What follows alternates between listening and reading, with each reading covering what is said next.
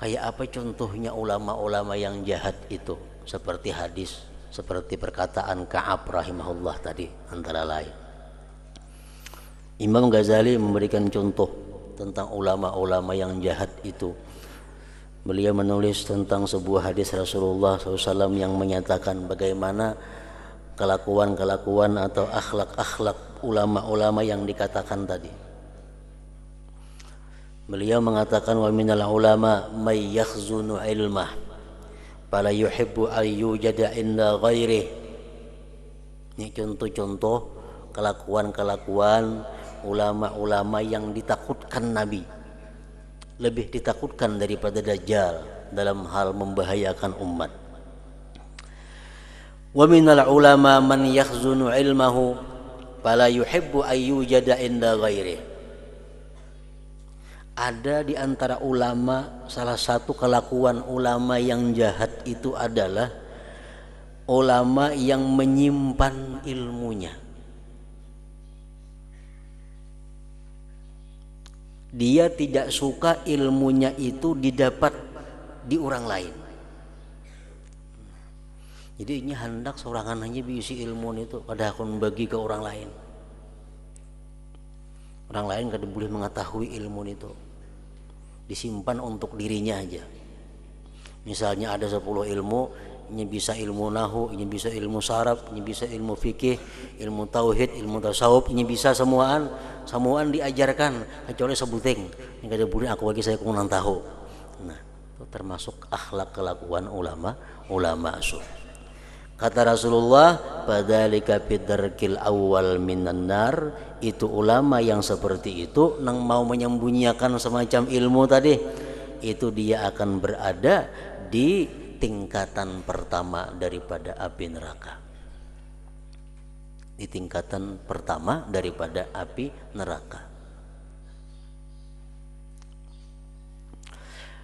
Nah, contoh yang kedua, wal minal ulama man yakunu fi ilmihi bi manzilati sultan in rudda alaih syai'un min ilmihi aw tuhuwina bi syai'in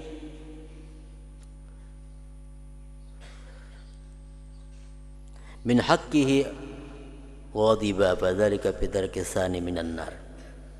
Ada juga ulama yang jahat ini, dia menempatkan ilmu yang ada pada dirinya itu seperti menempatkan kerajaan.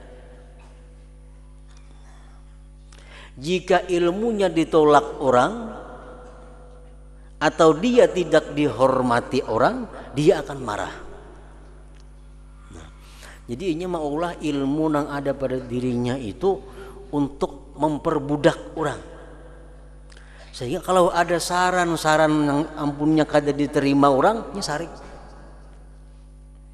Ada pendapat ini yang kada dipakai orang, ini marah. Nah, ulama-ulama yang seperti ini yang maulah ilmunya macam jadi kerajaan, kan macam raja itu boleh menyuruh A, kada diasi hukumnya kita sarik kerajaan itu. Nah, ini ulama ini orang yang bila sarannya kada dipakai, pendapatnya kada dipakai, dia akan marah. Nah, maka ulama seperti itu menempati tingkatan yang kedua daripada api neraka. Tingkatan yang kedua daripada api neraka. Ulama yang menjadikan ilmu sebagai alat, sebagai umpama kerajaan. Yang ketiga, wa minal ulama man yaj'alu ilmahu wa gharaib hadithihi li ahli syarab wal yasar wa la yara ahlal hajah lahu ahla. Yang ketiga, contohnya ulama yang jahat tadi adalah ulama yang hanya memberikan ilmunya kepada orang-orang terhormat dan orang-orang kaya.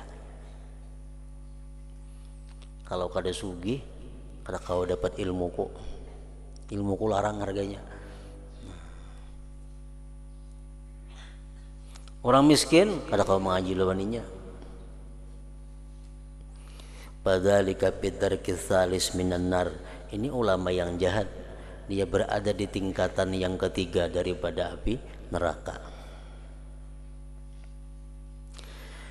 Wa minal ulama man yansibu nafsahu lil futya fayubti bil khata' fadzalik bidarkir rabi' minan nar. Yang keempat, ulama yang jahat ini contohnya adalah ulama yang suka memberikan fatwa. Fatwa itu lain dakwah. Dakwah itu mengajak orang ke jalan Allah. Dakwah itu mengajak orang sembahyang berjamaah, mengajak orang meninggalkan maksiat. Itu artinya fatwa apa? Dakwah ilallah. Kalau fatwa ini adalah orang yang menerangkan tentang hukum-hukum Islam. Ini katujuban berfatwa. Padahal luput fatwanya itu. Nah, artinya kadang menguasai ilmu sudah wani-wani berfatwa. Nah, ini ulama nang jahat juga. Kalau ulama nang baik, paling hati-hati memberikan fatwa hukum itu kepada orang. Nah, ulama nang jahat katujuban nang berfatwa sedikit haram, itu haram, ini haram. Amun bujur haram itu. Nah, itu dikedudukan di nomor 4 daripada api neraka. Kemudian lagi contohnya ulama yang jahat yang ditakutkan Rasulullah tadi, wa minal ulama man yatakallamu bi kalamil yahud wan nasara liyaghzula bihi ilmuhu fadzalika bidarkil khamis minan nar. Ada ulama-ulama yang bila berbicara tentang ilmu dia seringkali menggunakan perkataan-perkataan Yahudi dan Nasrani supaya dianggap orang dia punya ilmu yang luas, punya ilmu yang dalam. Bila bicara ini keluar bahasa Inggrisnya, keluar bahasa Perancisnya, supaya dianggap orang ini ahli dalam berbagai hukum, berbagai ilmu. Nah, tujuannya macam itu. Nah, ini ulama nang jahat juga ngarannya di neraka, andaknya di lantai nang kelima. Wa minal ulama man yattakhidhu ilmahu muru'atan wa nubla wa dzikra pinnas. Ulama yang jahat lagi contohnya adalah ulama yang menjadikan ilmu itu untuk mendapatkan sanjungan pujian di mata manusia. Ilmu dijadikannya alat untuk kemuliaan, untuk sanjungan pujian. Nah, padalik bidar kisadis minan nar, ini di urutan yang ke-6, di lantai yang ke-6 daripada api neraka.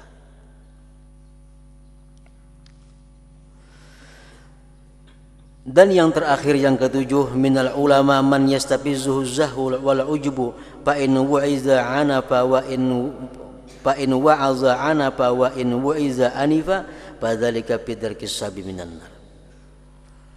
Contoh ulama yang jahat lagi adalah ulama yang punya sikap ujub, punya sikap sombong. Artinya macam apa? Si ulama ini bila diberi syarat, bila dia ceramah, bila dia dakwahnya keras.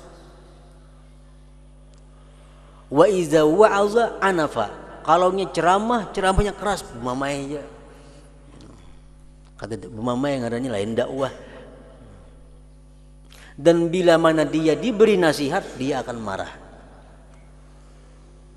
Nah, ada juga ulama nang itu kelakuannya, ujar Nabi kita, bila mana dia berceramah, bumamai yang bahasa Sarik.